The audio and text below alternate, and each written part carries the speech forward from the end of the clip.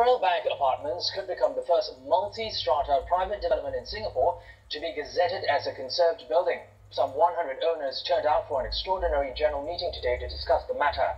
The management committee said authorities will agree to the conservation status request only if 100% consent from owners is received. The owners have until the end of October to come to a decision. This report by Eileen Pope.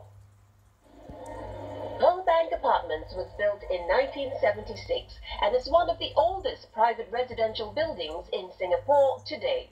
The building, located in Outram area, will turn 40 next year, and already its age is showing. The project was put up for en bloc 3 times, but there have been no takers. We have failed on each occasion. So what is it that we can do? Because this is an aging building, how do we make sure that it doesn't degenerate further, because we have to pay a lot of costs with an old building. And now its management council hopes to get a conservation status for this horseshoe-shaped building. But apart from just conserving the building's heritage, the move will also give Pearlbank's owners extra floor area to sell to developers. The money can then be used to fund refurbishment works for the apartment. The renovation, which includes a new rooftop garden and swimming pool, is estimated to cost some $28 million. Plans are also underway to ask for the building's 99-year lease to be extended, and the council is hoping that can be paid for by the money from the sale of the extra floor area.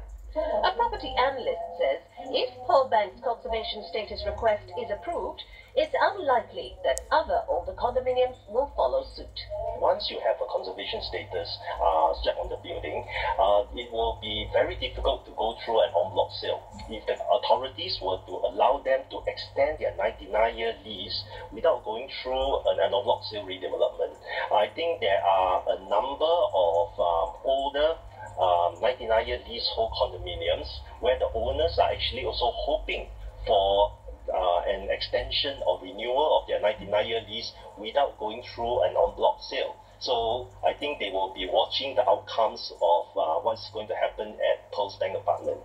As for the extra floor area, which is expected to be used for another residential building next to the existing tower, analysts say they expect interest from developers to be reasonable, as the new building will be located at the fringe of the central business district.